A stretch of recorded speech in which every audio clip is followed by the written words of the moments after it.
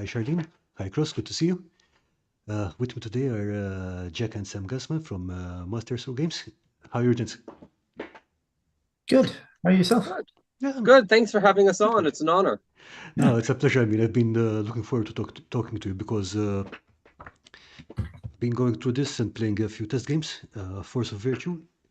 Really enjoying the system, and I'm a bit of a history nerd, so this is good. Hmm. So before we talk about it, would you like to tell us a bit about yourselves?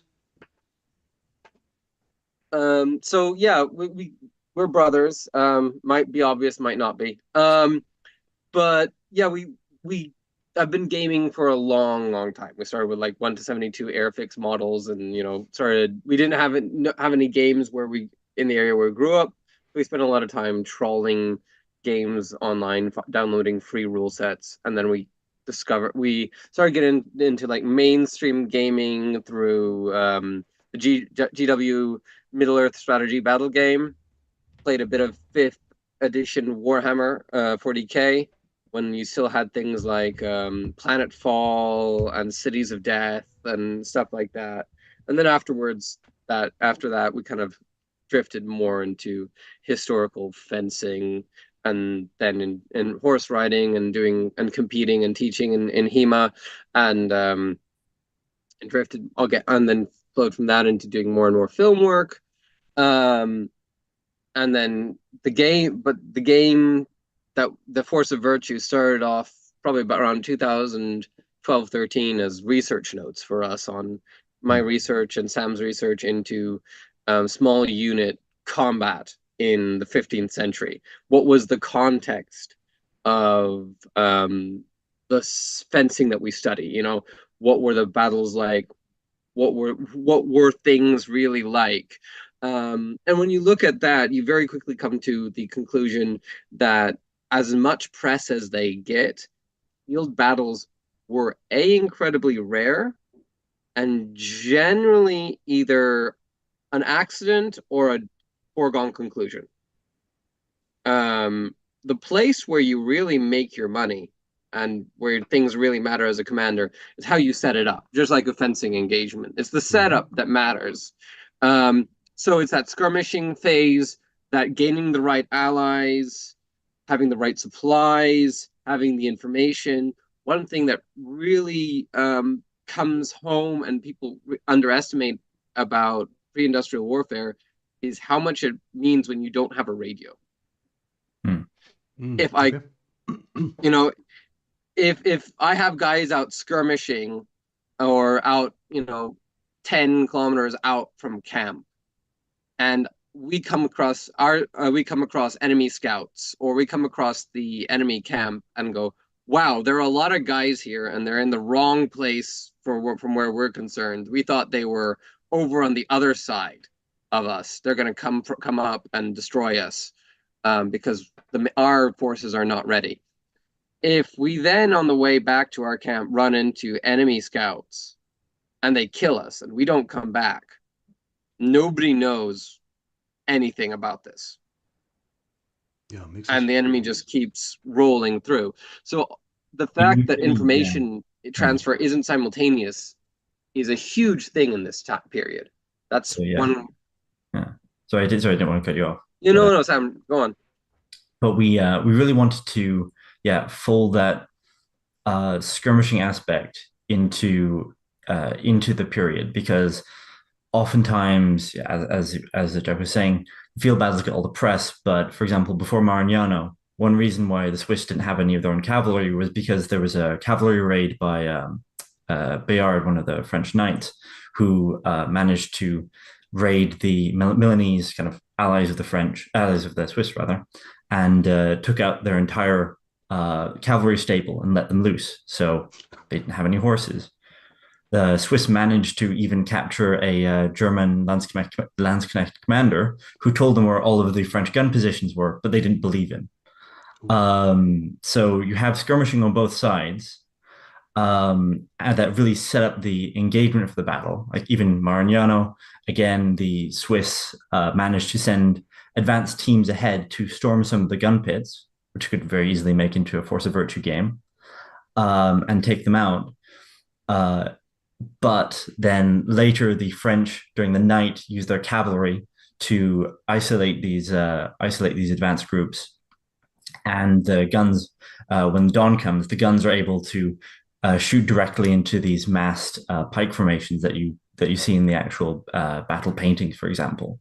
So it's really these little skirmish elements that set up the success or failure of the larger engagements. So we really wanted to put the spotlight on them and put you in the shoes of those commanders who just add that little tweak which changes everything.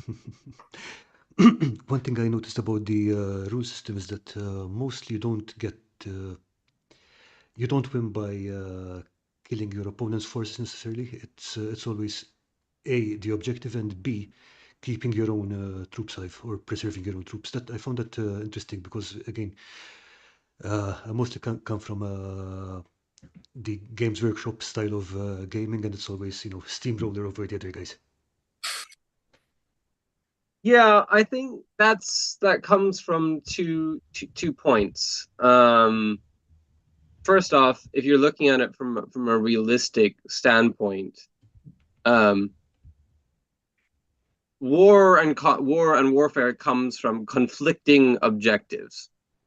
If one person wants something and the other person is fine with them having it, there's no conflict really. So and in this period, outside of a few specific instances where things are really become religious or very personal, you don't have these kind of mass doctrines and stuff. These guys are generally here because they're looking to achieve something. Also, on a military standpoint, usually your orders tend to be, we want to take this ground, or we want this to happen, or this needs to not happen, or whatever. Not necessarily just eliminating forces. That eliminating forces is a very it's a different way of thinking about it. That's a bit more modern, that comes from some interpretations of Clausewitz. Like there's things that you need to achieve to get to victory, but that's not always, that can be, if you can do that, you can do that sometimes without eliminating forces. So if you can just take the objective and get it done without killing someone, that's better. It risks that risks your own forces less. And I think games also underestimate how important it is to keep your own people alive. Like, this is especially in a time period like this where you're most of your fighters are kind of freelance contractors who are hiring on to your warband. If you have a reputation for getting every son of a bitch who follows you into a fight killed, yeah, fewer people are going to sign up.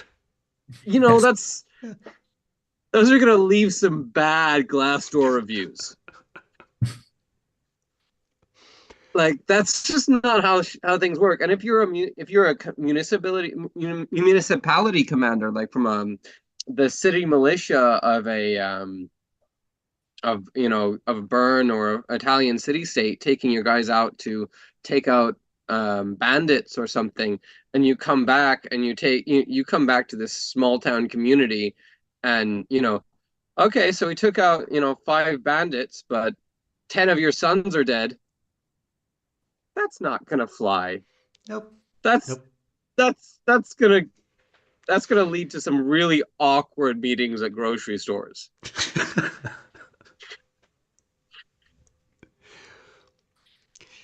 Yeah. I mean, apart from battles and stuff, I know that you picked the main setting for Force of Virtue, which is Rome, because there's a lot going on there. Yeah. Yes. So, we like to. It's Caput Mundi, am I right? It's the center of the world. So first off, there's a little bit thematically, there's a lot to be said to just, starting at the center and moving out. Second, yes, there's a lot going on. There's there's a lot of different nationalities that are mixing there and have objectives to achieve, and there's no rule of law. I mean, if you said it in Augsburg or Paris or somewhere, um, then and you had guys walking around in Milanese plate with guns, you know, Yeah, no, no. yeah, someone would start asking questions really quickly unless you were with someone really important who had, unless you were a duke's retinue or something. In Rome in 1492, people just crossed the other side of the sidewalk and keep walking. It's not there is no law, there is no order. It's mercenary warlords, and there's a loose peace, that's kind of going on that descends into outright warfare whenever there's, a new papal election or something going on.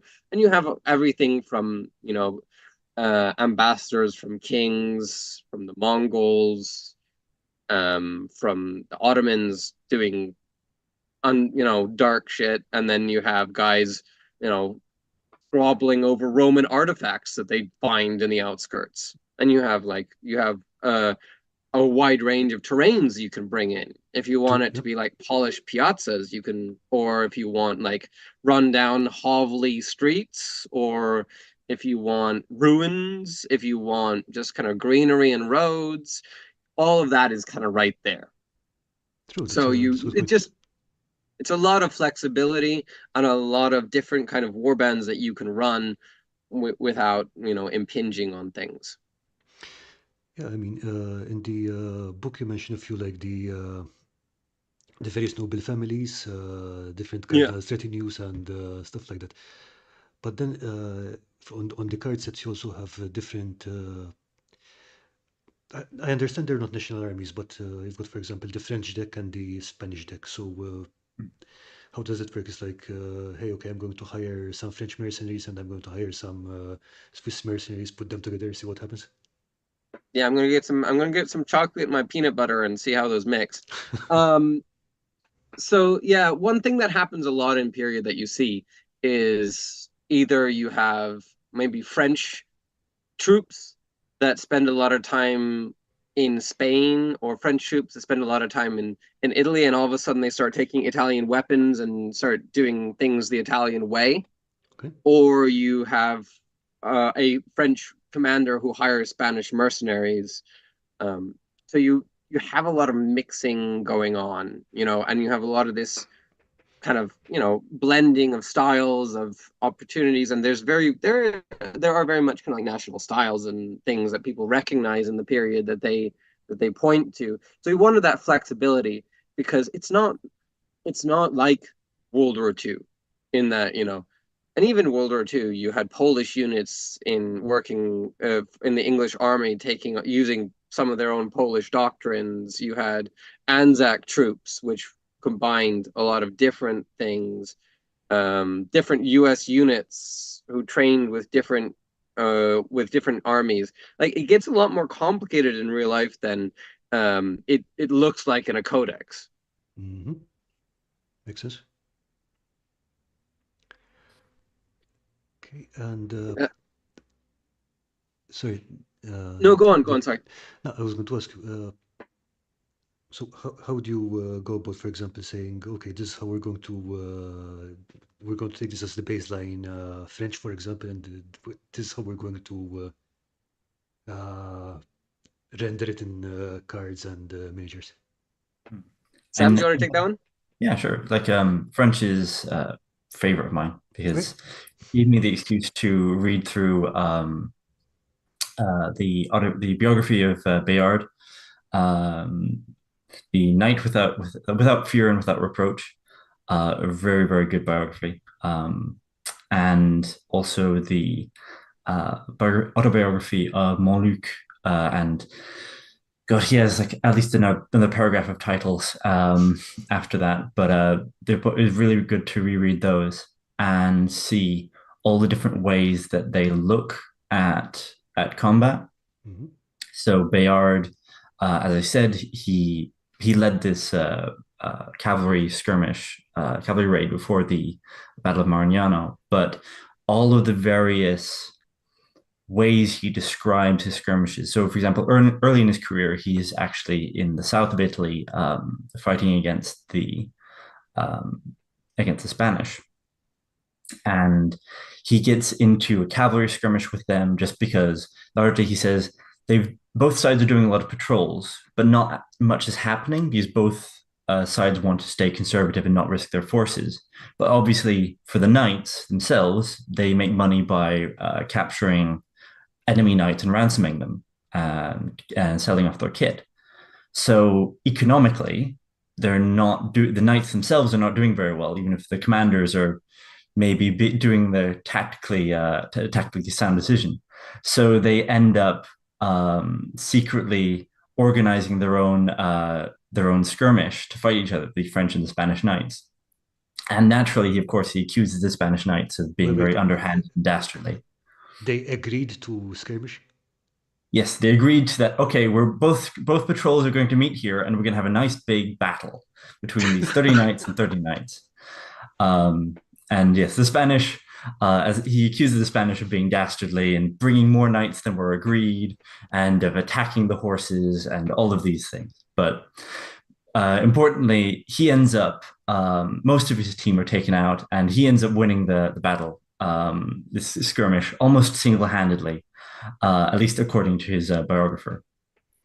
And in this, and he takes this quite rich Spanish knight hostage, takes him back to his castle, and he says he treats him very well. But the Spanish knight escapes and accuses Bayard publicly of treating him badly, which Bayard takes even worse than trying to escape.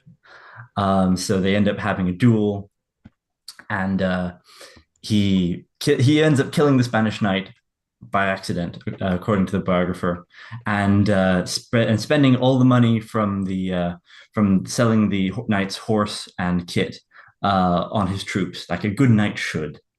Again, according to his biographer, but it's very much like the entire strategic situation of the French garrisons being surrounded and slowly eroded by Spanish forces moving into the area is kind of glossed over. Is he kind of says, "Oh yes," and then eventually we pulled out of southern Italy and we had to move north. But the strategic situation is not important to him. What is important was this meeting, this skirmish, this duel. That was the important part to him. So to answer your actual question, this French deck for me was taking these little anecdotes and using them to create the feeling of being one of these knights who, for whom it is more important to actually duel and defeat enemy knights, try and crush their virtue and capture them if possible. So that's why in the French deck you have all of these cards which are which are based around using your own virtue to kind of superpower your capos, and then using enemy burnt virtue to make them flee and to give them various debuffs. So that was kind of the idea behind a lot of the kind of that side of the French deck. The other side of the French deck is Montluc, who is this Gascon commander who is perhaps slightly more tactical than Bayard, but it's about leading your men and being a good officer. As the entire preface to his book, which I would definitely recommend reading just for fun, if nothing else, is all about a very kind of Richard Sharp-esque rant about how officers today, they go and gamble and they spend all their money on alcohol and they're not good soldiers. He's met far better men trailing a pike for only 6 pennies a day than he's ever met in the officers and knights mess, and about being a good moral example to your own troops. So that's kind of the other side of the French deck. And then obviously with the logistics cards and what you can actually bring, it's more a reflection of what you see in these skirmishes and game balance over how many of something you can actually bring to the table without it being too over the top.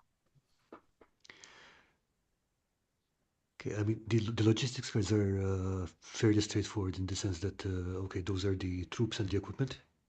Mhm. And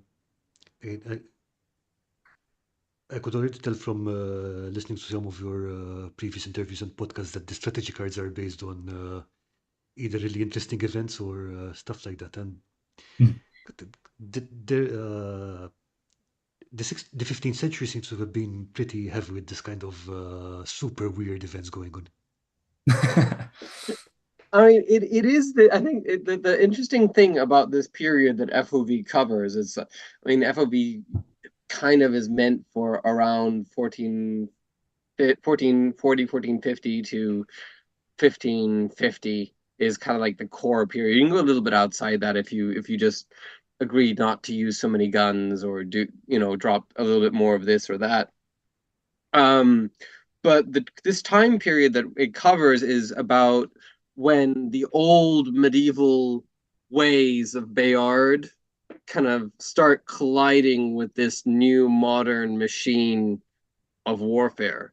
You start the Hundred Years' War kind of chivalrous knightly way of warfare is starting to mix together with pike and shot. You have access to increasingly good guns, increasingly modernized armies, and um, kind of technology. But all that technology is also just giving the knights better equipment and making them nastier and stompier. So, and you're also getting more and more professionalized mercenaries as well. And all these new things are blending together, and they have no idea what's going on. Of course, I mean, it's a Everybody's new trying system, to, yeah. yeah, everybody's trying to figure out what's going on. They're all in this kind of very wargamey list building mode of like, what if I had guns and then I put them behind guys with big shields, and then I have these guys here, and then I train them to do this? What happens? Like, oh, okay, then I need more officers. Oh, that's too many officers. Then, it's like and you have all them trying all these things. I read this thing in Begetius. This seems good. Let's try this thing. It's like, no, no, no, no. We just need heavier armor, bigger horses, cooler knights. Solves the problem. Ram them into the formations. Well, if we give them pistols, then they can shoot and then start stomping people. That works. All this kind of stuff that they play around with. And the very fabric of existence, the Catholic Church for them is dissolving in front of their eyes. You have politically, you have the free cities coming up as like new anarchist republics that are like let's have so this is a real crossroads in history. It's a real kind of interesting question. What would have happened if the free cities would have split, if the despotic royal families hadn't been able to consolidate power, and the free cities would have stayed more powerful? What if, would that have led to democracy faster? Would then we not have states in the same sense? Would we have then gotten crushed by Ottomans? Who knows? Yeah, there's an amazing there's some discourse in the south of Germany, especially about there's a lot of hand wringing about potentially um, the free cities in the south going Swiss, and yeah, because obviously the Swiss cantons have a mixture of agricultural rural cantons and city cantons that sign defensive pacts with each other and create this whole network of diplomatic and military and economic connections, um, which are technically part of the Holy Roman Empire, but effectively are outside of their direct control. They're very much on a if you ask us to do something, if we want to do it, we'll do it anyway, and if we don't want to do it, then we'll just leave you on red. Um, but there's this hand wringing about the southern German city states potentially um, allying with the Swiss, and then allowing new rural cantons to form from these peasant rebellions that start coming up in the late 15th and early 16th century. So that's a whole idea of, yeah, what if that had actually succeeded? Yeah, one more thing I find really interesting about this period is that I think their way of thinking is similar enough to us to be able to understand them, but it's still pretty different. I mean, uh, the risks some people take, their attitude to the value of life, and so on. You know, even what the principle of good manners means, it's like, okay, I Yeah. can see where you're coming from, but I don't think we might need to work that out a bit. But Yeah, I think uh, this is yeah that it is interesting in some ways because you have this nascent democratic ideas going on and a lot in some ways kind of an egalitarian approach in some areas and this mix of going on and people it's very individualistic. It's not so much like woven into a strict mhm, hierarchy that you get that comes from the Baroque and the Renaissance absolutism. Um, in a lot of in some cases you do have it already, but in general, like and also the military ways of doing things, they're going around with um, integrated fire teams of different specialists. They're using smoke screens. They're doing commando raids. They're using very sophisticated equipment and how it functions. And there's very different ways of doing things and they're very like mission they're very mission based they're very professional in a lot of cases. This is something that seems a lot more at home from a modern military perspective than if you go 200 years later to the English Civil War or something where it's like, okay, so we're going to get everybody together, and you guys don't have much training, and we're just going to do these big grinding battles, and then we're going to find out what happens afterwards. true. It's it's not like there's there's not quite as much similarity. You don't see this kind of integrated fire team and small unit command stuff happening really on the same level until World War II, arguably. Yeah, that's You very true. know, you don't. So, and there's some really interesting questions and theories why that might be that you don't see it happening again till later.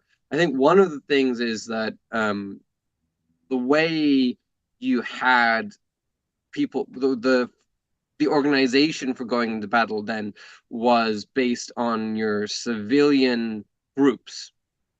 Hmm. Like, for the free cities, you had the guild, and you all worked in a some kind of workshop together, like a blacksmith or a tannery or something. And your boss, your civilian boss, was your military boss.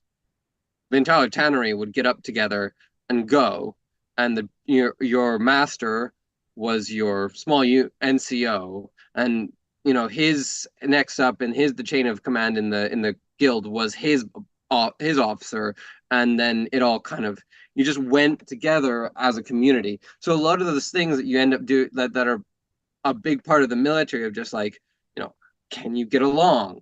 Do you know, like, just we're going to take people together who don't know each other and try and get them to work together. And can this person lead these people? Does he know how to lead? All those things, those officer and leadership quality and just group management things that you spend a lot of time in basic and stuff and go either are already really there. Pretty much, yeah. And part of this, like the shift that you get later on, is this is incredibly threatening to any kind of state. you know, if you're already basically have all the real important infrastructure that you need to put down hammers and pick up weapons and go to war, it's very easy to pull that trigger Yep. compared to like, oh, so now we have to like form an organization and train people and have an army, and then we have to figure out a command structure, and well, I don't like you and you don't like me, so we're gonna spend, rather than like, no, everything's already sorted. We just like flip the switch and everybody's mobilized because, and now, yeah, no, we don't want to be part of your country anymore. Goodbye.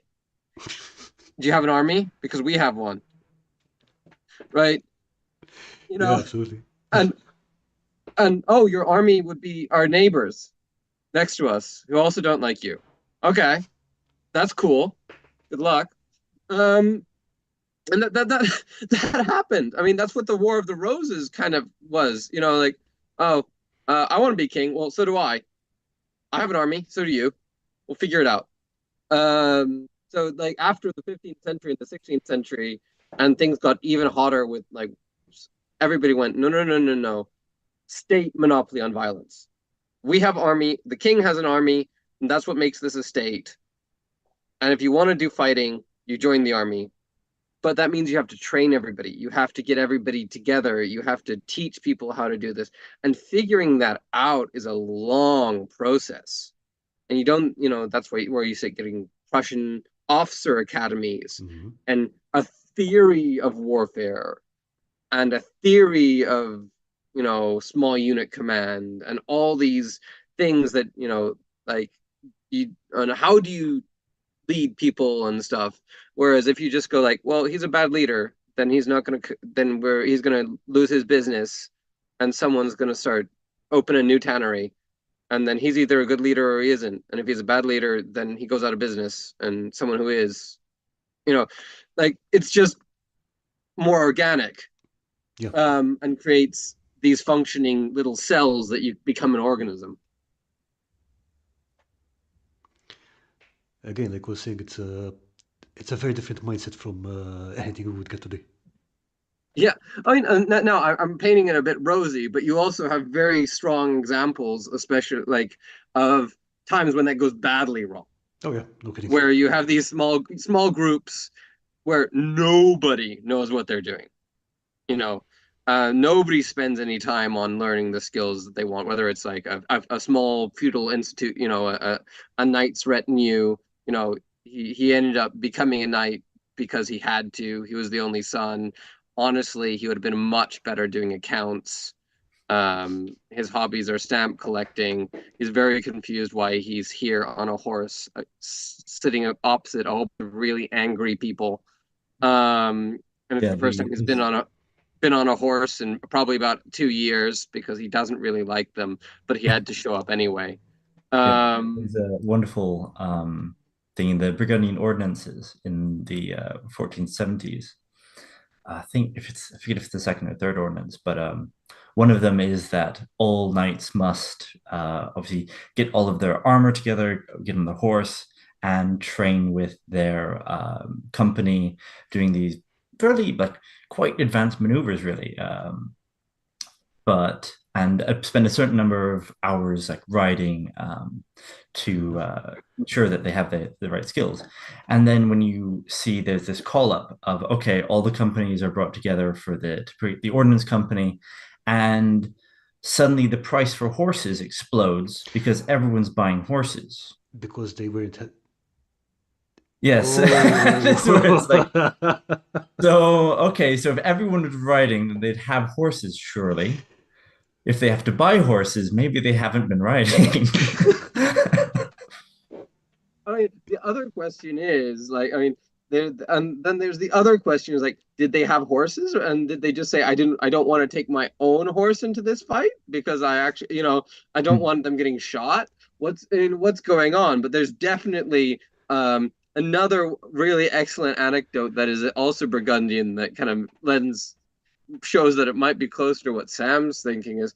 There's example of a Burgundian knight who ends up getting challenged to a duel by a very, very well-known fighter. And this kind of this bit of a fop um, sets the date for a year from then.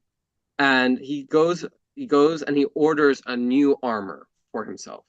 He buys himself a new Arab or Oriental horse.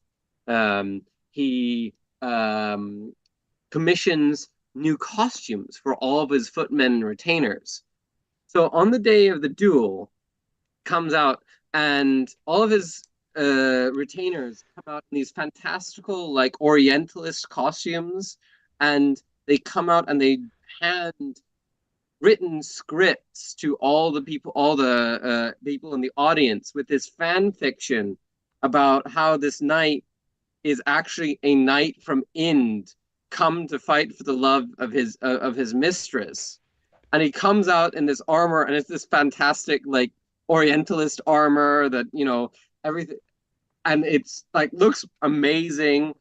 Everybody's like in these green silks and stuff, and he goes to put on his helmet, and he can't. It doesn't fit, Oh, and he has to call off the duel because he's never tried the armor on before and never tried the helmet, and the helmet doesn't fit. right. Yeah. Okay. This tiny miss detail there is like.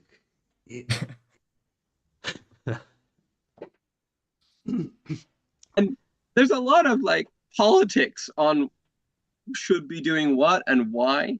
You know, uh, what it reminds me of is from the HEMA community. You Mhm. you see this, you see a little bit of this inconsistency. You see people in the clubs where it's like everybody the club shows up and they're all you see walking in the door, every one of them will put up a hard fight. Their gear is all faded and torn up, and their swords are a little bit rusty but battered, and you're like, okay, they all have a little bit of a 1,000 yard stare. Like, okay, if you see this club in the pools, it's not going to be a rollover fight. This is gonna, and then or some people, some clubs have really great researchers or something, and then there's other clubs here, it's like they show up, they have fun, and that's fine. But it's like there's a vast difference Oh, in absolutely. quality levels. And because, everybody has the freedom to be either amazing or, not. And, how well that they have that kind of terrifying freedom is something that's very inherent in this period. You go from Bayard to the night guy who can't put on his helmet, and they're from the same social class. They same time around about the same time period and geographical location, you know. So I think that's quite and that's something that, like, from a game design standpoint, kind of being able to being able to create a game that allows you to have that complete gamut of insanity is a challenge. Okay, great, because that's one other thing I want to ask you about, which is particularly regarding the core system of the game, which is basically the virtue points. Now, there are two things I really like about it, because it lets you create a vast range of characters. Like you said, the incredibly skilled John Wick style kind of guy and the Pee Wee Herman kind of way. But I also like that the use of the different virtues also, it gives a lot of character to those little plastic guys. Okay, like you Yeah. can't tell that this one is just going like stomp, stomp, stomp, stomp. The other one is like whizzing all over the place, and the other one's charging and screaming. Yeah. Yes. So how did that system come about? Like, how did you get into it? Because I did like it's also a very elegant system. I think first off, we definitely wanted something where those little plastic guys on the table felt like real people. Like, and coming from a fencing background, how people fight is so much an extension of their personality. Like, there's so much that, and how people, and you see everybody says that they're going to do this or that when you're, before the fact. The moment you start putting them under stress, their personality starts coming out. You don't, you're not who you are when you're calm. You're who you are when things start going wrong. That's right. Um, and that's so we wanted them to feel real. And I just on a basic point of view, like I pick up a model and I'm painting him, and he's jumping off a rock, and he's got this his weapon about to hit, and I'm like, this guy looks really audacious and cool. I would like, and then I put him on the table and I play other systems, and he's like, there's nothing like, maybe I can give him a special ability that might trigger every now and again, or might not, but I want him to feel like he looks, or the guy sitting there like holding, that should feel like that to me. So personality and is a big thing. And then when you read sources, they're always talking about, this happened because these guys were full of audacity, or this happened, and that's what they care about. They don't care about dispositions. They don't say so and so showed up with this, this level of armor and this many men, and then he arranged it in an echelon, and then he did a flanking maneuver, and it's different. It's not the same thing as like other later period stuff. So we were thinking about how to do that. And a lot of the dice pool concepts come from a game called Codex Martialis. Shout out to John Chandler who made that. He made an absolutely excellent RPG combat system called Codex Martialis that uses a dice pool system very similar to how we kind of used it. We just added the virtue. What we did is we flavored it. We were reading also there's Alfieri and later Italian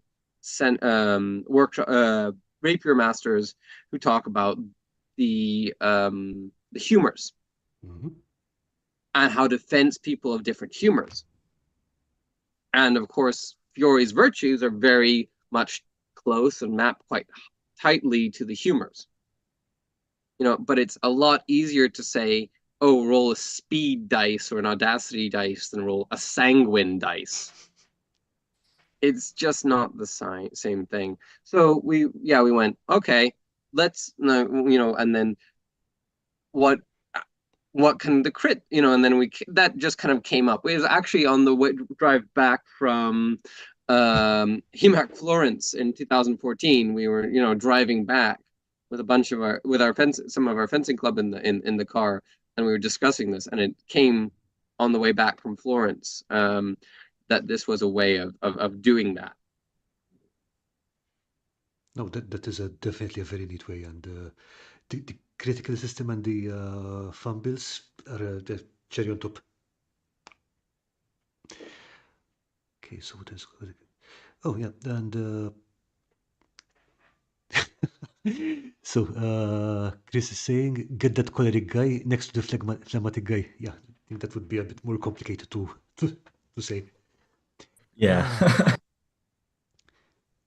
I mean, one thing I appreciated about this also is that this could have been very, very, very gimmicky, but it's not. I mean, it's like you both do HEMA, you don't both do riding other stuff. You could have stuffed this with gimmicks and stuff, but no, it's a really solid core system. So I really appreciated that. Yeah, we I wanted think. Sorry. Yes, Sam? But yeah, we wanted to make sure that, and especially even designing the cavalry decks now, there's a lot of things which we want to make sure that people are having to make similar choices, but we don't necessarily want to have that feeling of, okay, well, now you have to have this one model decide whether he wants to have an extended or a retracted guard. And if he goes for extended guard, then if his opponent puts extra pressure, say more dice, then you can actually split half the dice into another attack on the other side. And it's like, on the one hand, like when you're thinking about it and designing it, it's like, oh yeah, that'll be cool choices for people. And then you try playtesting it, and it's like, oh god, please make it stop. Yeah.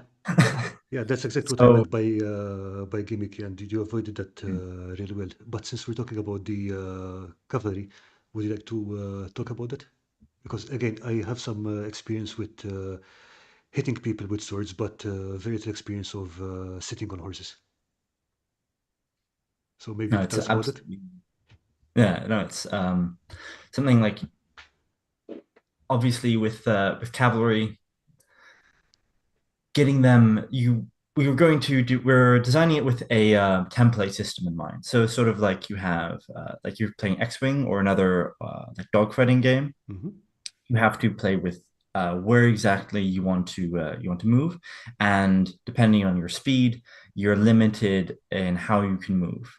And obviously, the more skilled a rider you are, the easier it is to kind of play with those limitations and cheat a bit.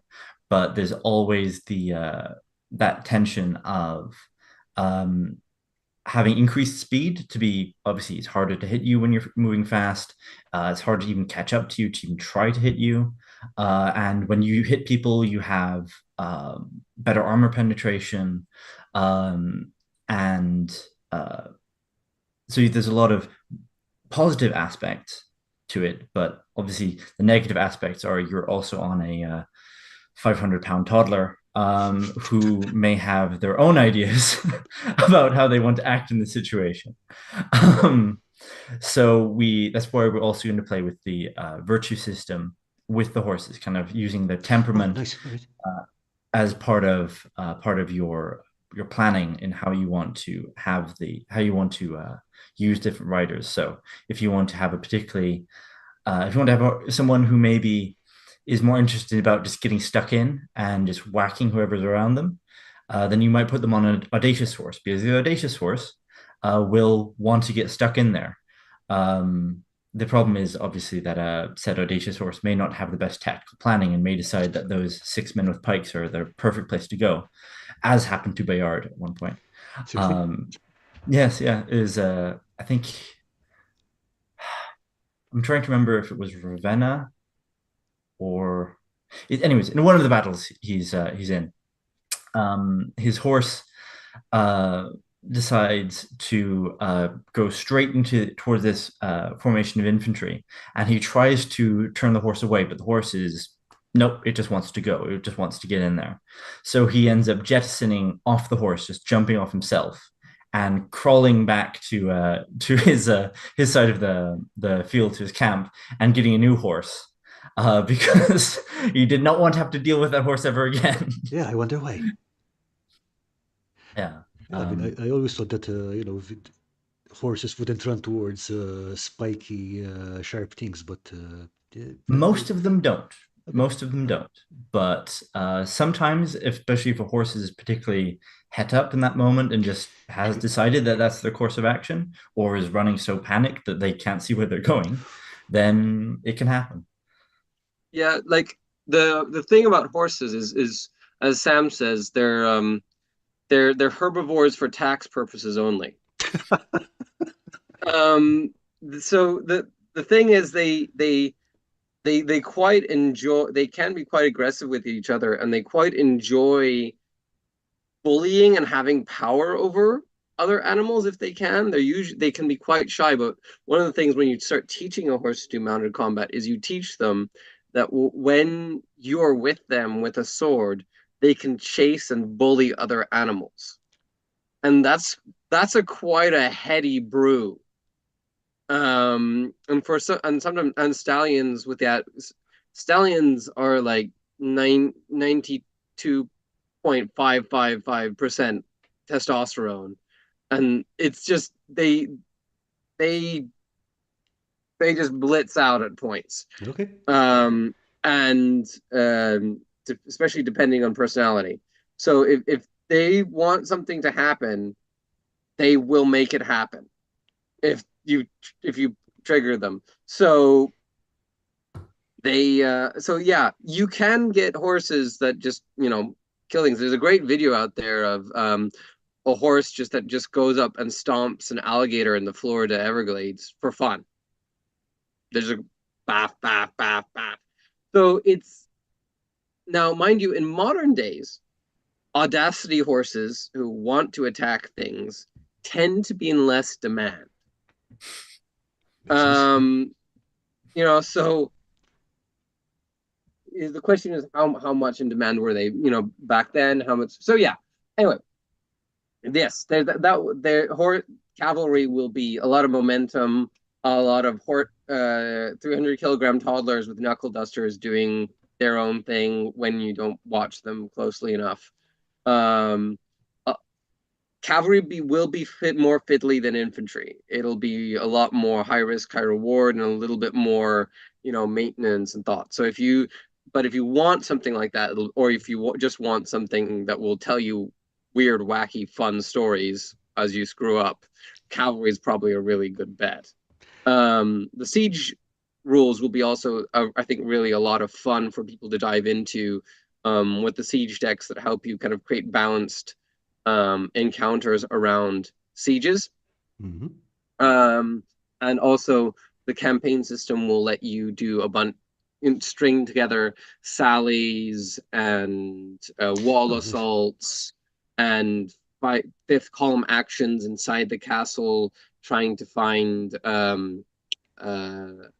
secret passages in, lowering supplies, raising supplies, going out and foraging as the besieging player to bring in supplies, and then the besieged player having cavalry in the background to raid those foraging parties or go out and raise an army from a nearby ally to relieve you. So you'll be able to play through a whole bunch of that. So it'll be rather a siege will be more about stringing together lots of small engagements than painting 300 models, putting them on the table with a massive castle, and which is fun. I just personally, that's not something that I have time or logistics or resources for, and Yeah, I hear you. I hear I'd you. rather and I'd rather get like 10 detailed games in than, 300 where it's one with, 300 aside where I don't really doesn't really make sense what's going on, or I don't, and like on a design level, you can't really fault a designer who creates a mass battle game where you as the commander are just sitting there going, "What's going on? Why aren't they moving? What's happening? I don't understand anything." Huh? What? Because that's the core experience of based on most examples of field battles of the time with no communications or radios, where it's like the thing, what's going on, Oh, the you know messenger got lost, or the carrier pigeon got shot or down, or whatever. Yeah. yeah, because I was like, why aren't you doing anything? Oh, that's Johnny's boys. Johnny's boys never do anything. Why didn't you tell me that? You should have mentioned that before I made him like the anchor of the left flank.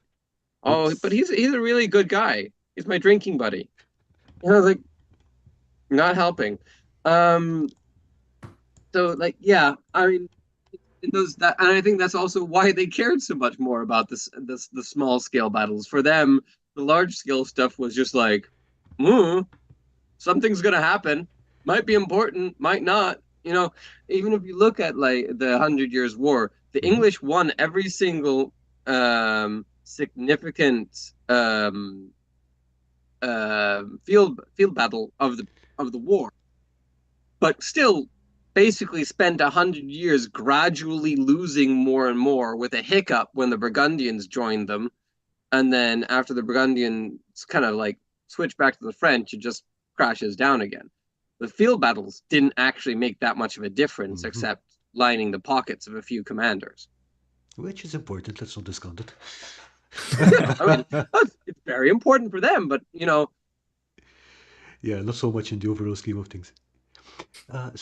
Two questions. Will the siege campaign system integrate with the basic campaign system? yes, ish. Okay. Sam, do you want to go into that? Yeah, so the siege campaign system will be uh, basically an expanded version. Mm-hmm. So still a very similar base structure of you're gaining cards, playing a game, gaining cards, playing a game, just with more um, there in the between phase of gaining cards. So essentially, how it works is you have your various agents, kind of sicarios, who will be attempting to gain you cards in different areas. So, say, as the attacker, you might have two captains, an agent, and an engineer. So you have a captain in the besieging camp, actually like preparing for the assault. You have a captain in the hinterlands, making sure that your supply line is still open so that you can still get supplies from wherever your main base is. And then you have an agent in the town trying to sabotage the defenders and feed you information. And then you have an engineer setting up cannon, building siege equipment, and helping the captain prepare for an assault. So when you're the active player, and this is all work in progress, so there may be slight tweaks, but when you're the active player, you choose one card for each one card or one action for each Sicario to perform, and then the other player can attempt to disrupt a number of those. So, say if you have the agent in the town trying to sabotage the defender's supplies, then the defender can say, "No, I'm going to try to oppose that action." And you can either use a simple auto resolve system for that, or you can play an actual FOV game where it's, say, the agent provoking some local dispute into an actual armed conflict inside the walls, or if the defender, say, wants to prevent the attacker from building a siege tower, for example, then you'd play that as a sally out for the defending forces to try and burn the siege tower in the middle of the night. And that's the basic system of it, with then things like the wall assault as an action you can perform. So, and the attacking captain can choose to say, okay, I'm going to pull the trigger. I have enough cards stored up. I can try to assault the walls. And if they take the walls, then the defender has to try to push them off the walls, try and counterattack before the attacker can consolidate their position. And then you can get into urban conflict if that doesn't succeed. But mainly it's about the actual taking castle by storm is very difficult. You're mainly trying to damage your opponent's level of troops, supplies, and support. So if any of those run out, open the gate and leave alone. Yeah. Exactly. Yes. Yes. So if the enemy still has plenty of troops and supplies left, but they run out of support, then yes, the defenders, the civilian populace are just going to say, well, yeah, we're just going to open it in the middle of the night and let the attackers in, and there's not much you can do about that. At some point, something will go wrong. If you run out of troops, obviously you just can't man all the walls at the right time. It's not going to work out. And if you run out of supplies, then technically, if you run out of supplies, then the other trackers will just start going down. So then it's a question of time if you can get supplies from the hinterlands in to the castle to prevent a full surrender.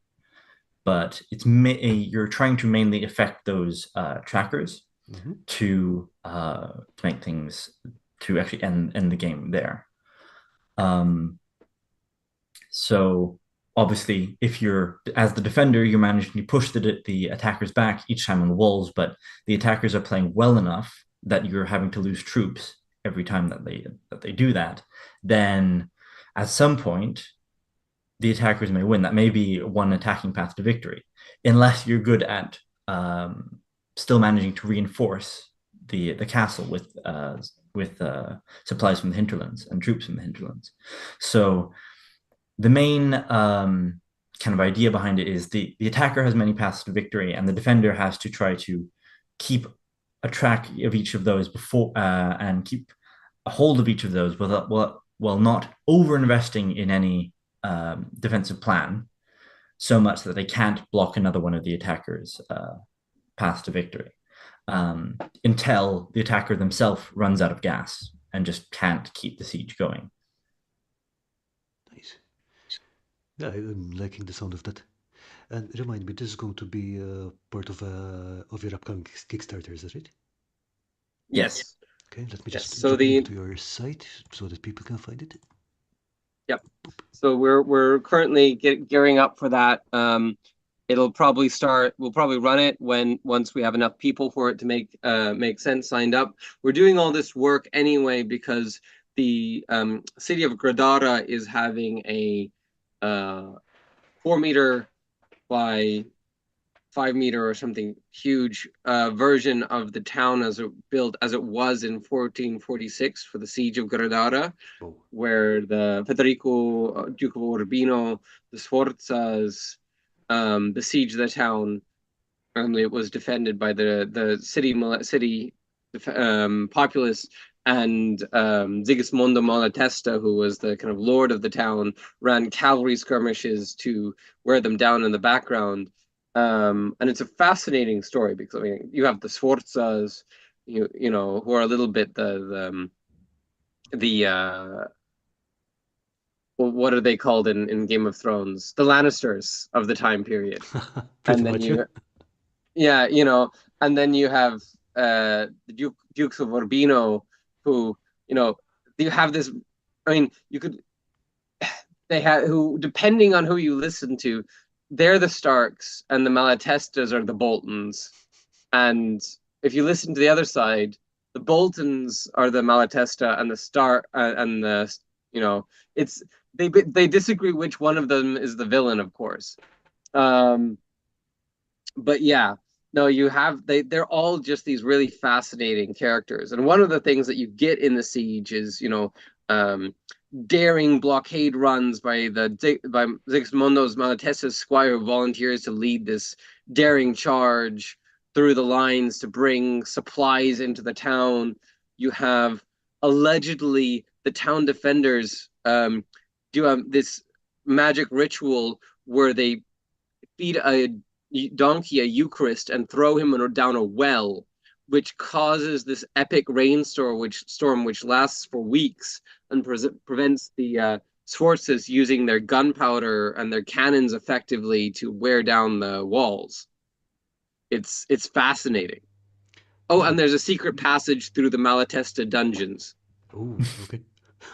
You know, there's just like it's absolutely fascinating. You know, this is one of those things that if you read it in a fiction, you'd be like, maybe not. Yeah. Some weird stuff comes up, I mean, with secret passages and donkeys and wells and stuff like that. That's absolutely what we kind of wanted to show, is that reality can't be much stranger than fiction. And we have no opinions or proof on Eucharist donkey rituals, but it seemed to work at the time. So who are we to argue with that? Yeah, it's in the sources. We're good hemists. We follow the sources. And that's something, yeah, that as we expand, you know, the game is very much for how we see the game. It's very much about the 15th century as the 15th century saw itself, Mhm. rather than how we would academically see it. You know, all these things that, you know, are in the game and that how they explain things like faith, virtue, etc. You know, they have there's very modern ways and an equivalence of explaining them um, through modern military theory or Clausewitzian military theory, etc. You know, virtue is really pretty equivalent to will in a Clausewitzian sense, but we're using period ways to describe it and periods ways of thinking about it. So yeah, I think there's no guarantee there might not be, you know, um, certain cards or certain things that might creep in over time, especially if we go to places like Wallachia or into more strange Okay. lands. Okay, I see there's a really good question for you here from Chris.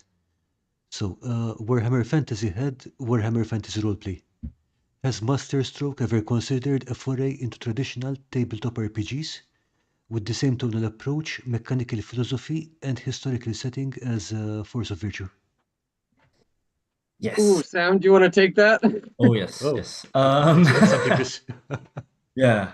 No, I really love my tabletop games, and I've been thinking of a good way to translate Force of Virtue into a tabletop setting.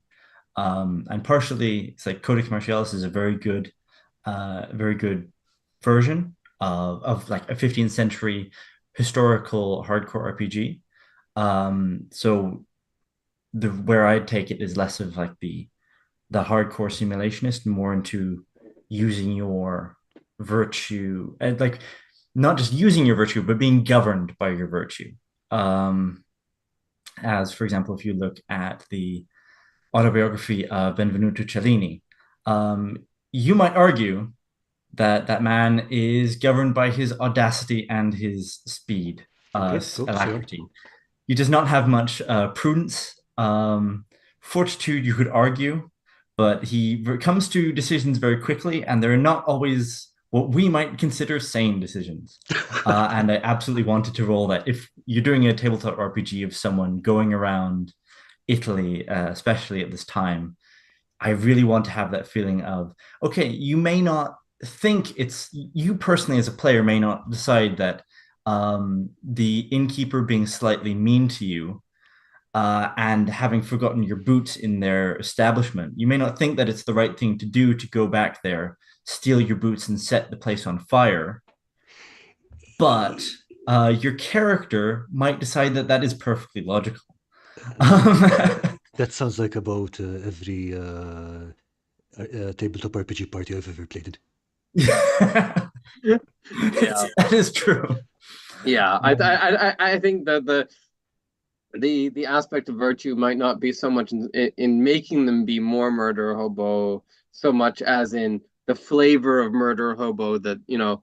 But yeah, there's, I mean, we are definitely into the idea of improve doing something more RPG, but there's the basic problem is that we're a small company and there's finite time and resources.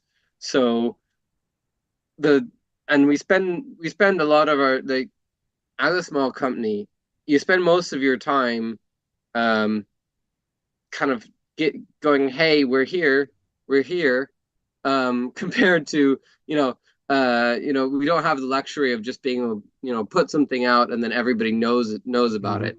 Um so you know as we ramp things up, if there's a large enough interest, we'll definitely do an RPG.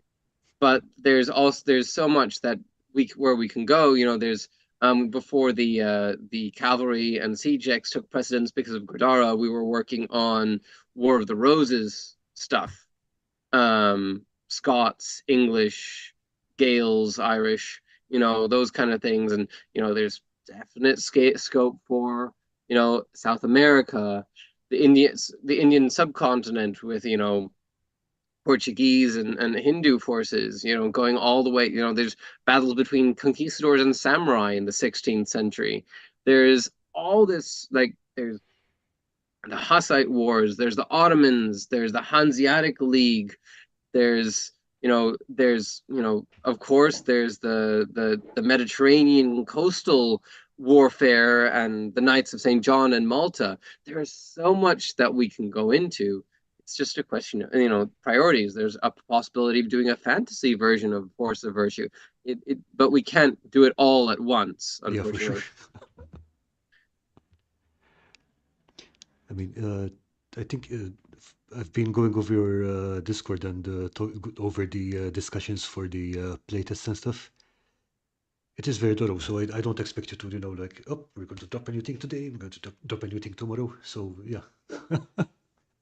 Yeah, no, I mean, that is the thing. Like, we want the decks devour a metric ton of research material. Like, if we want to get things right and do the details right, so it's not just like, oh, I read a book on Agincourt once and 100 Years' War, I'm going to write a war game. It's, we find primary sources. We find like, very, very detailed descriptions of what's going on from people at the time, and we just IV it straight into the game. But that takes a lot of work and a lot of time, and also about getting things balanced and everything. So it's definitely not a just kind of like throw it out there kind of thing.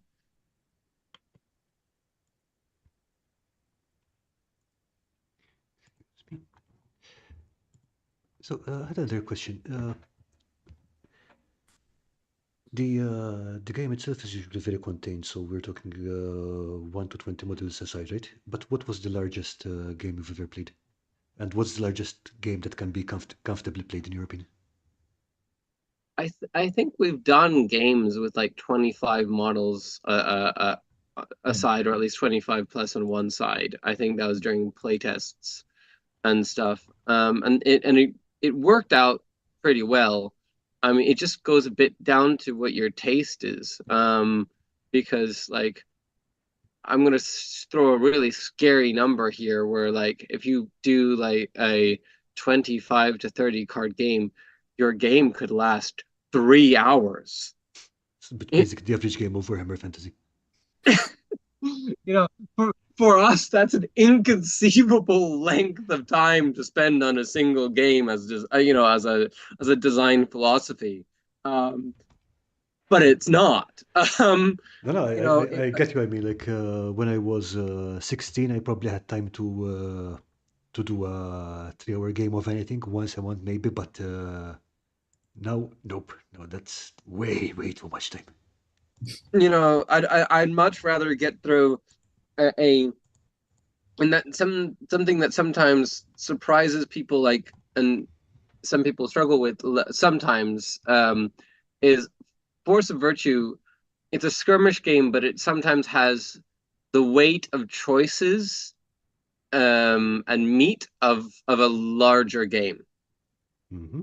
if if you're looking for a game where it's, oh, I just, move with some models around the board, and I move this guy up 6 inches, and then I roll to whack you with the sword, and then it it's not gonna, that may not be what you're looking, this may not be the game you're looking for. If you're like, I want to spend time making tactical decisions in combat and really thinking about what I'm going to bring and how I'm going to do it and how I'm going to achieve my ends, that's what the game is really meant for. So you get the meat of a larger game with in a shorter time, um, but it's not gonna feel quite as as light, in some ways lighthearted. It'll tell you a great beer and pretzel story, but it will ask you, the game will ask you, opinions on things that other games might not.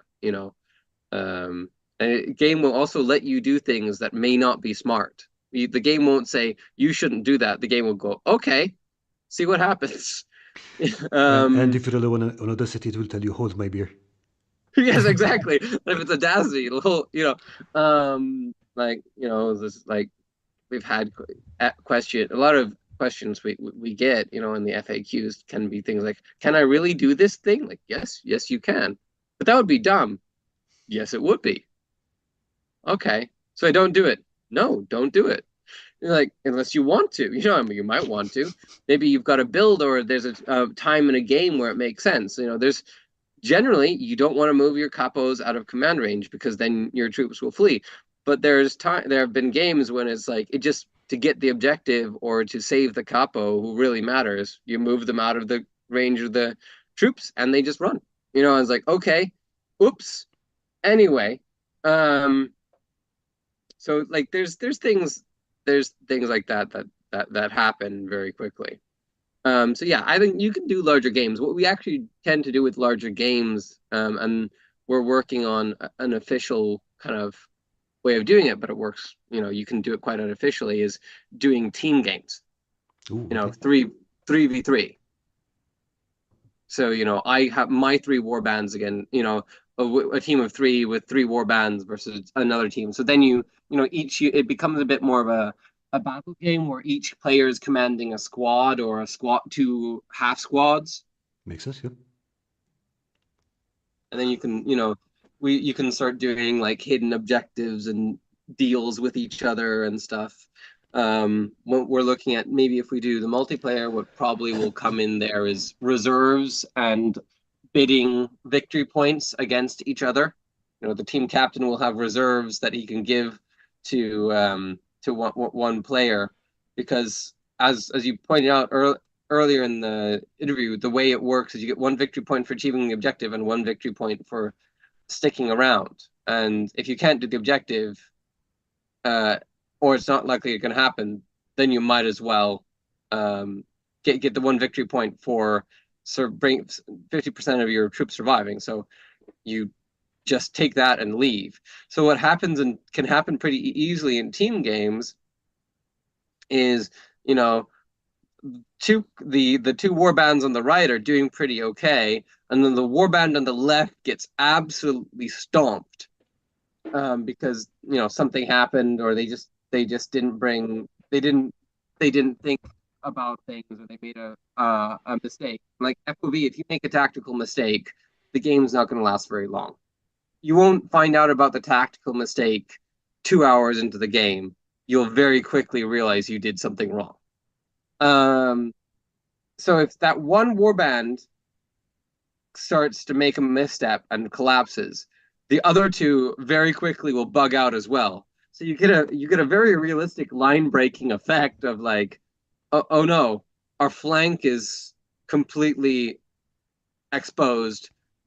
Now we're gonna bug out too, and it's gone. So we might add, what we're probably gonna end up doing for multiplayer is have a reserve system, so the team captain can send in a reserve force to hold the line if one is wavering, but it'll be very likely that all the players want the reserve, because if they want to get their objective and get their victory points and not lose their guys. So it's going to be, and you can always do the very period thing of like, please don't flee, I'll give you another victory point if you stay. I Yeah. know that I'll pay you more, just please don't leave.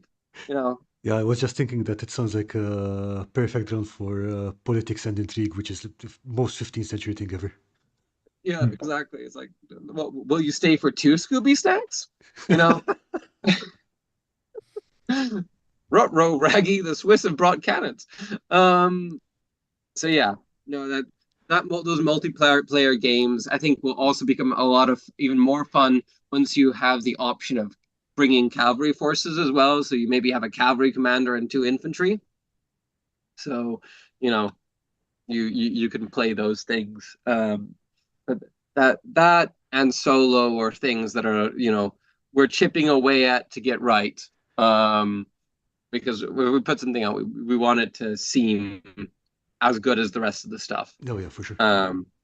And like, we're also, if anybody's saying like, I would love to, I have an idea of how to do multiplayer, or I'd like to try out multiplayer, or try out solo, we're get in touch with us. The main thing that slows our design process down is playtesting time. Theory crafting things is easy. It's the running it through its paces that's the hard bit. Just like fencing, you can come up with an interpretation reading a fencing treatise Oh, that's in a that's few easy. minutes. That's easy. It's the 6 months that it takes to work it into an actual something that you can actually use in fencing, that's in your body in a way that works and withstands pressure. That's the real problem. Yeah, and then after 6 months and 1 week, someone goes, "But what if this happens?" Whoop, and it's Yeah, back to the drawing board. Yeah.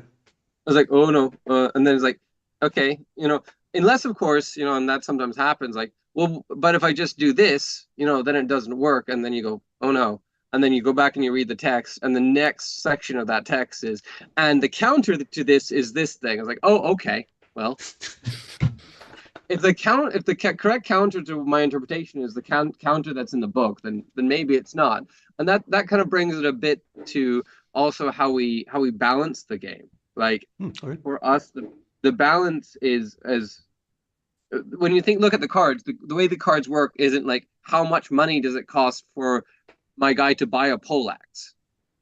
It's how much of a factor is the poleaxe in that commander sitting there and going, do I want to tangle with these other guys or retreat? What are the factors that are either making him think he can win this or not win this? So basically, getting 3 more mercenaries, or equipping your mercenaries with poleaxes, or making a knight attacker roughly an equivalent value. Yeah, it's like so it's now they're a bit, they're a bit kind of estimated and abstracted, but like okay, and one thing you can easily do with the game is you can have like a handful of a very small amount of cards and a bunch of scenario cards, and that's something you see all the time in reality. It's like Yeah, by the way, that's one of the things I really liked about the army building, the warband building, because mostly stuff like, for example, just mentioned night attacks. That yeah, would be something that would be restricted to a particular scenario in most games or stuff like that. Like if you want to do a night attack, you have to play the scenario. But with this, you can kind of build a strategy around it or incorporate it into another strategy. I really liked how that works. Hmm. yeah, that was really important to us. That was the ability to do that was the main driver behind taking the card deck mechanics. Nice. And yeah, and it's also quite a lot of fun. Okay, I'm going to attack at night when my opponents are drunk and stuff like that. Yeah, yeah. I mean that's how reality works, And when I say reality, and it's interesting, like it's funny to me when there's this dichotomy in game design or even in script and film between realistic and narrative or interesting. It's like eh, realism, like reality has all these quirky, funny, hilarious, or tragic, aspects to it, and they make great stories. We tell each other stories about reality all the time because they're amazing, they're hilarious. Um, so I don't get that thing about, oh, it's either cinematic or simulationist or like I think the different, and you get this also in HEMA rule sets, like there's oh, this is a very simulationist fencing rule set, it's very, or it's like, but the reason people want simulationist, quote unquote, is because they want story, they want narrative, and a simulation is a narrative. The question to me is like, how abstract versus realist is it? Is this like a photograph that may not that is just like a snapshot of something, or is this maybe a slightly abstracted stylistic painting that gets to the soul of the thing without actually exactly looking like the thing? Yeah, Sometimes I get you. sometimes the details of a realist painting are less impactful than the abstractionism of a surrealist painting. Yeah, the idea is getting the point across at the end of the day. Yeah. Yeah.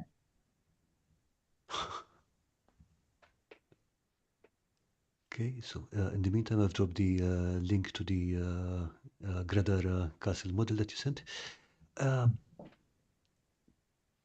by the way, for people who are in the you're currently shipping out of the European Union, right?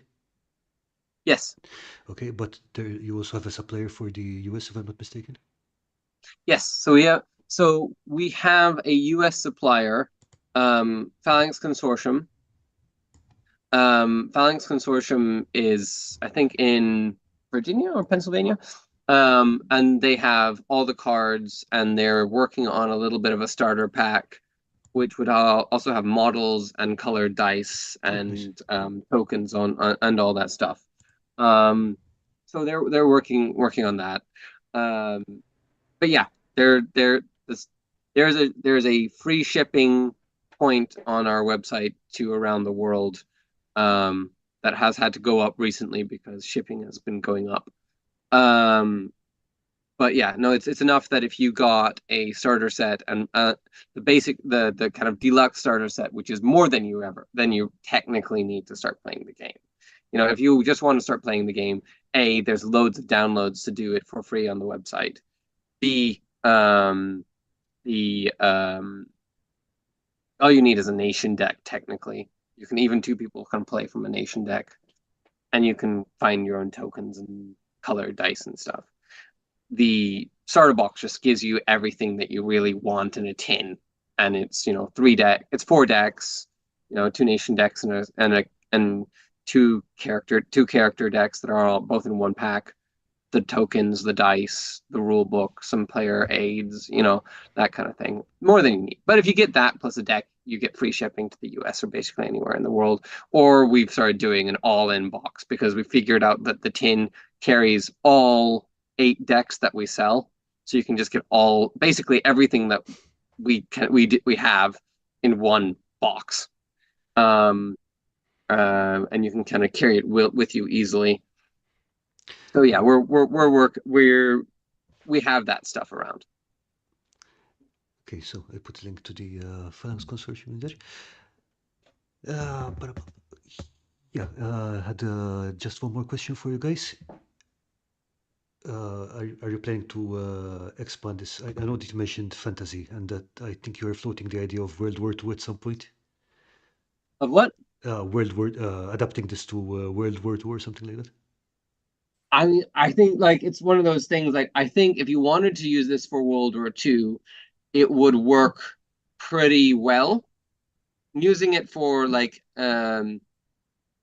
something like um Napoleonics would be tricky unless you're doing specifically only skirmishing units, like only light cavalry and rifles and Jaegers and stuff. I think it might work there if you did a very sharp direction with it.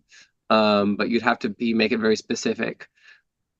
I think it would work a lot of places. World War II, I think, also just looking at it from our point of view, we also have to be realistic that, there's some markets are larger than others.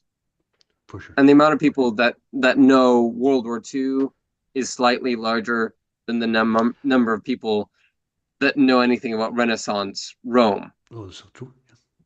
Yeah, and it's one of those classic things where you kind of underestimate things on yourself as when you're deep into this period, you think, you underestimate how much of a jump it is to people to get into a new period. And people just like what they like. And if they like World War II, that's what they like. And some people are interested in getting into 15th century or new period. Not everybody is, so making the game accessible, the game system, which is pretty, solid, accessible to people who aren't into our specific period, might help get us enough to start doing more inside our period in a roundabout way. Because it comes down, we can expand as fast as sales allows.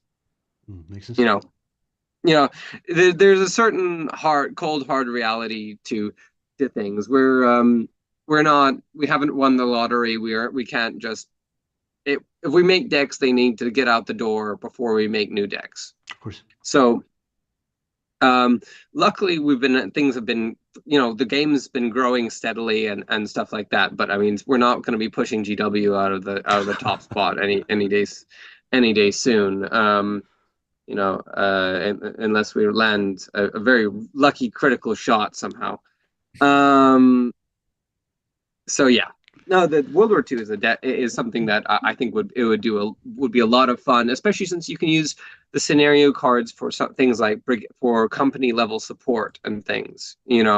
Things like prepared fire positions, preset artillery coordinates, bringing in ammo issues, all the different kind of things, and of course, you get that our grandfather was 82nd Airborne in Saint-Marguerite. So there's lots of stories that we remember from him about how his experiences and the personalities that come up. And when you listen to veterans talk about it, there's a lot of the personality and the reality of it that is very much human. And I think for Force of Virtue, the core system is about bringing humans into the table as humans on their own terms, if that makes sense. It does. Yeah. And I think that's something that tends to be lacking in a lot of games. Yeah, true story. Because I think it's mostly there isn't any skill in Force of Virtue about, for example, how well you can use a sword or how well you can shoot something. It's literally the kind of attitudes you have. Yeah. Yeah. Yeah. So yeah. There. One thing that definitely is in the literally in the cards, because they're kind of in a soft playtesting stage at the moment. They took a backstage compared to Cavalry and Siege's um, fencing master decks. Oh yeah, I saw the Yeah, Lichtenauer deck, I believe. Yeah, yeah. So that's the one.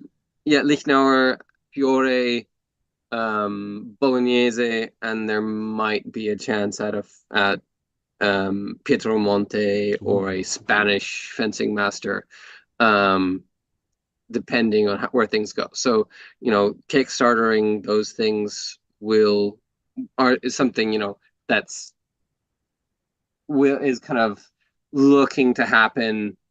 Who knows when? You know, it's all depends on how the cavalry and siege deck goes. We'll do that. See how long we wait till we do the next thing. Just move on from there. Okay. So from the latest deck I saw from the Lichtenauer deck, I thought that was well mapped to the to the ideas behind that system. I haven't seen the Fiora deck yet, but I'm hoping there is something about tooth extraction. Boot extraction? Tooth extraction. Oh, tooth extraction. Oh yeah. I think that is a card. There's definitely blinding Polax blinding powder, Oh, okay. extendable Polax. Um, there's a card where you have four virtue cards in it, each with like a card with three prudence, a card with three fortitude, with three audacity, with three speed. And if you take all four of them, you take a fifth card that gives you a whole bunch of bonuses on top. Um, so yeah, the Lichtenauer deck is a lot of tactical operators operating operationally, with longswords. I don't want to take a longsword. Okay, there's a couple cards, but you're sure you don't want to take a longsword. Um, and about really buffing specific capos, um, into just doing really cool fiddly stuff. But it's going to have a lot of virtue burn involved, a lot of sacrificing this to do that, which is like Lichtenauer is a very kind of intensive, fiddly, nerdy system. It's like how much for I'm into fencing. No, I'm really into fencing. Whereas if you're and like, there's always a way you can solve the problem, and you go weak against the strong. And Fury gives me a very like NCO vibe of like, be stronger, meaner, faster, smarter. But what if it be meaner, stronger, faster, smarter? Get down, give me 20. Give me another 20. While you're still smiling, give me another 50. Like, you know, Yeah, that's not like, double threat. okay, you're gonna hurt him hard again and again and again, and then he doesn't get up, and then you hit him again. You know, and it's about like me just improving the baseline rather than having tools. You can outsmart and figure out a tool to solve any problem, but if you're just better than him, you won't have to do that. Um, and so there's a lot of but there's also tricks and stuff. So Lichtenauer's Fury is more about the deck so far is more about boosting your knights to be more stompy and having fun, cool tools to be stompy. Whereas Lichtenauer is like, I'm going to create a dedicated melee capo that does a lot of cool stuff, but you have to load a bunch of cards into him to do it. So I'm guessing that's kind of like the lone wolf Yeah, killer deck. Yeah. yeah. If you want to do like a cavalry John Wick, I think it's going to work really well with cavalry as well, because one thing that we're seeing with the cavalry deck is, because of the added momentum and pen involved, not getting hit is even more important. Because you add your momentum value of how much you're traveling to your armor value. So, if you're moving at a gallop, it's two momentum. So you add +2 to the armor value. So a knight is already saving on a 4-up. Sorry, yeah, on a 4-up rather than just, a 2-up. So I think it works quite well with cavalry. Bolognese, I think, is going to be a lot about, giving some love to your troops and, using bills and halberds better, giving a lot of like really good buffs to your troops. Um, and also dueling capos that can take out stuff and keep themselves alive and stuff. And use a bunch of different weapons rather than just like here's a few good things, or like Fury doesn't really care about, he doesn't spend a bunch of time on weapons. He gives you a few things to do with them, but he's not Yeah, like I mean, creating a he's perfectly happy to beat people up barehanded. So, yeah, working silence too. exactly. The thing he cares most about is daggers. Oh You yeah, know, it's like it's like everybody thinks of Fury as like Fury's longsword. Like no, Fury's longsword is a footnote compared to his yeah, he dagger does love section. his daggers. Yeah. Yeah, and so yeah, and then it's like, and here's a plate on, you have a dagger and a walking stick, and this is how you mess someone up. And then you only have a towel, and this is how you mess someone up. You know, um, so you know, the Bolognese is a lot more about kind of a regimented system, and we've been working with Jay Maxwell on how to represent the Bolognese system better. So it'll be very kind of like building up each weapon skill, building on top of each other till you've kind of got like this stuff going through. But yeah, the Legionary deck will have no love for your troops. It's like, are you a capo? No, then fuck off. Like, because Capos Legionary, veterans who go home. yeah, veterans or capo, go home. Just no. Because Lichtenauer, just doesn't. So we'll see what the fourth deck might be. There's a certain argument for a Spanish deck. There's a certain argument. Unfortunately, there's not many early Spanish sources, as in like 15th century. There's 16th century ones. There's not many sources for there's no French sources. Like Le Jeu de la Hache would be a hilarious one to do turn into a fencing deck, because like in the original source it's mostly dick jokes. Like apparently everything that they add is somehow a euphemism. um I'm told by Fabris, which is hilarious. um so there's a lot of fun stuff that you can add. Meyer could be an argument for a fourth fencing master deck if we did it, just because everybody likes Meyer. But he's a wee bit late for us. But still arguably doable. Yeah, but like we were saying, there's so much stuff packed into your specific time period that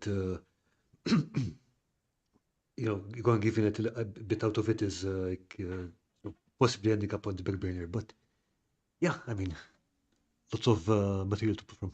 So I'm Oh waiting yeah, for it to see what comes out. so are we. Yeah. Like especially going into like British Isles, there's when I was doing my undergraduate, I did some work in uh, Gaelic poetry, and there's a lot of Gaelic poetry that hasn't been translated. The few things that have been um, can be really interesting in going to the psychology of certain families, of kind of like, okay, these obvious gender commissioned, like what does this family want to project as its kind of who they are and what they do. And then there's the kind of the freelance poetry that's either looking for a patron or writing about a patron who hasn't paid up, for Ooh. example. um, which can be a much more damning reading of certain families. Um, but that's really interesting to into, and because we've been focusing elsewhere, I haven't had that much time to get into it. But luckily, it's something that's there's always more translations of poetry coming out. So definitely, when we get round to publishing the Irish deck, that's something that will be hopefully be very well represented there. So Yeah, I really love the level of research you're putting into all these things. Okay, so okay, we're almost out of time for today, but would you guys like to look at what some of the people in chat have been building? So miniatures and models. Oh yeah, definitely. Okay, let me just bring it up here. Oh, there we go. Okay, I think we looked at these last time, but we can bring them up again. Oh, like Pillars in Moria? Yeah, Yeah. these are by Mia Geeked. A display board. Nice. Oh, lovely. And I need to make a few of those to save up some space. Okay, little rock golem. Nice. I like the colors. The high edge highlighting is nice. Oh yeah. Ooh, yeah. Nice, nice. Yep. Okay, Classic. Yep. floating. Te Yeah. Very technically impressive. Oh, Always there's wanted to. stuff here. Okay, so Oh, nice. sci-fi Okay. or steampunk board, I think. Yeah. Ooh. I think that was it from a virtual tape. Okay, and this is her pièce de resistance. Nice. Ooh, lovely. That was a bunch of, and then the tea light bonfires. Yep. Yeah. Yep. Yep. Lovely. Yep. That's really nice. Yeah. Okay. Okay, a mounted some Okay, batteries. Chile. Yeah. Mm-hmm. Yeah, I think this is the other side of the same thing. Some really good sculpting on there. Nice. I like that. I like the mushrooms. They're a nice touch. Yeah. Okay, and I think this was from the last crafting challenge we did. It's a water tower for a post-apocalyptic town. Nice. Yes. Nice. Really well done with the chain links. It's sometimes hard to get fencing to look like it flows naturally together. But yeah, nice. Okay, and this is Lawrence from Dirty Basement Terrain. Couple Oh, of nice. polystyrene golems. Nice. Hmm. Those carved or They're carved out of insulation foam. wow. Yeah.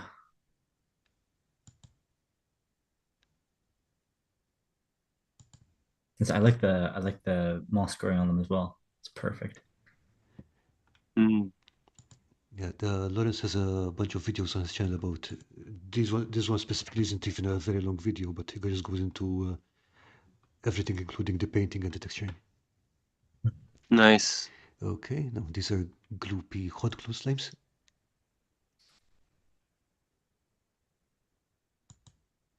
Nice.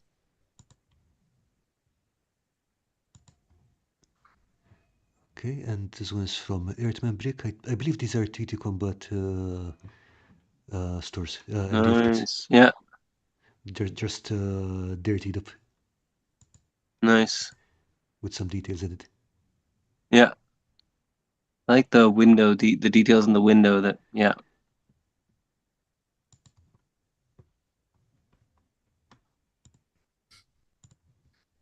That is perfect.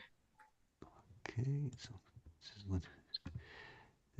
Demolish from Lawrence. I never understood why they call them demolishes, but whatever.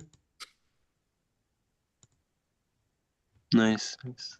Okay, it's same technique as the slimes with extruded skulls. Hmm. And oh, okay, standing stones. There we go. Also from Lawrence. Nice.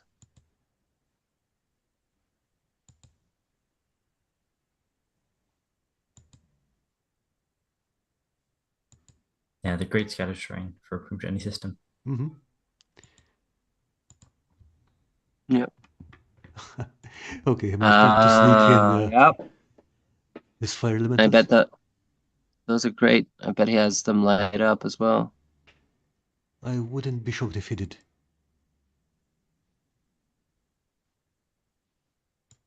Does he use these for RPGs? Yeah, yeah. Mm-hmm. Nice. I don't Well, think if you, well, I don't think he plays any war games, just tabletop RPGs. Yeah, that's some solid work.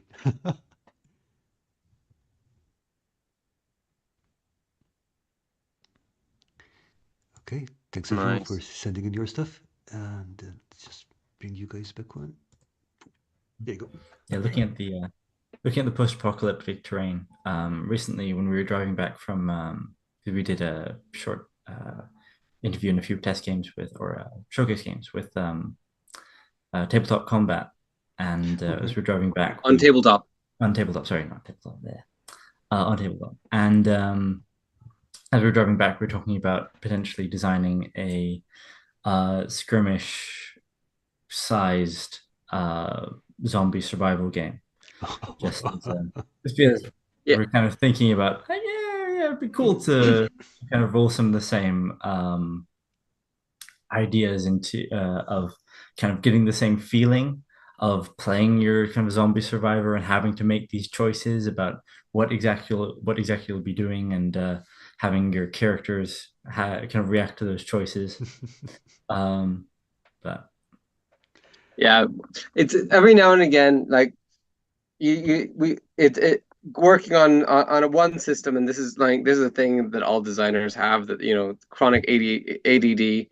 But yeah, sometimes as palate cleansers we think of things. But yeah, no, just even looking at those definitely makes us think a little bit more about RPGs, fantasy, and post-apocalyptic. We're very magpie-ish when we see something shiny. It's easy to work on things. But yeah, no, that's some great stuff. The carved golems are quite impressive. Yeah, yeah, they were.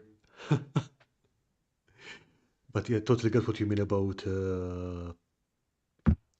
distracting ideas, because even if we're just crafting, I think we'll end up with more unfinished projects than we end up finished projects. So Yeah, I see that. yeah, yeah. No, I mean that's the problem. That once you're actually, it's quite sobering when you actually have, a game system and a company that's trying to do something. Uh, like, oh, we actually have to get this done now. Um, yeah, no, there's a lot of stuff going on, and one of the things that we would do that has been talked about for fantasy is that rather like how you have the scenario decks in Hmm. historical, and we're most expansions will be around, rather than doing additions, will be more about changing setting or geographical location. Um, so doing the similar thing with fantasy, with choosing certain things. One of my favorite ones that I would love to do is just do one that's, Lost Dwarf holds, because they're just a staple of fantasy, and Yeah. there's so much fun to do terrain for. Dungeons and dwarf holds, and anything can be in there, and done. It's they're just such they're a you can have a necromancer that's who's taken up hold in there, or orcs or goblins, or anything that you really want in a deserted dwarf hold. So I'd say they're almost better than ruined cities. I guess. I mean, like, the thing is that fantasy is a very big can of worms to open. So Yes, I know. yeah. And which is why why I mean, why we'll have to see when it happens, when or if it happens. But yes, I seeing the dwarf stuff is great. The cards might also will work well for monsters, because you can always slap together a monster out of a bunch of cards. True. Yeah. You know, um, how you piece it together. Do the whole monster mash thing of, different card for body and head and stuff. Um, but yeah, no, we're marching forward, and we'll see where things go. Yeah. I mean, I hope to see more of your stuff, because yeah, I really enjoyed playing the basic game, and I ordered the box set, so I'll probably be inflicting this on some of my colleagues at work. Yes, Um, it's a great game to play over lunch. oh yeah. And that's one reason we went with the tins because they're a lot more sturdy. Ah, good You know, point. you So can to carry around and yeah. carry around. And what I've done with a couple of my own ones is and I might start adding this, see if I can feasibly add this as an option for people, is I divide them up with the bits of foam and glued so I've made compartments Oh, in okay. the tin with bits of foam. So I have all my decks in one section, and then I have my magnetized bases for the miniatures in another section. Man, So you're it organized. becomes a trap because well, it's just like if I have then if I have all my cards for my warband set up and I can just grab them and I've got my miniatures there, it's really easy Yeah, to yeah, for play the sure. game. You know, most of your work is in setting up and laying out the cards, and then it's real easy if you have all that already set up. So yeah, that's that. I think I might offer in future if we have time, if that becomes something worth doing, for another $5 or $10 or whatever that you get that we set up the tin as a travel box for you when you get before you get it, so you'll be able to have everything ready to go, and you get some magnets with it for magnetizing your miniatures. Nice. Awesome.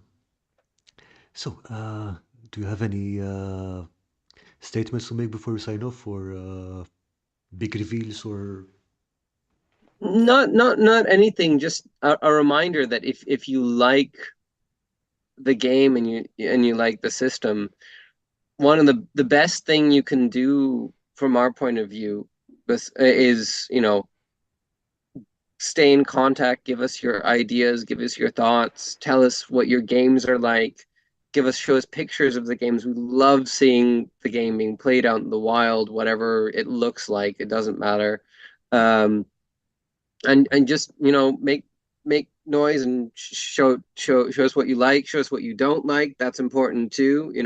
We're fencers. We're quite used to being handled quite roughly, so don't worry too much.